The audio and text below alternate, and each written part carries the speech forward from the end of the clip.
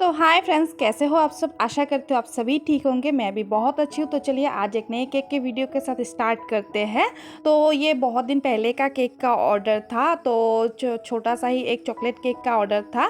तो सिंपल तरीके से बनाना था और घर के सामने वाले लोगों का ही ये केक था। तो कैसे मैं क्या डिटेल्स से इसको बनाती हूँ, ये थोड़ा मिनी केक है, छोटा वाला।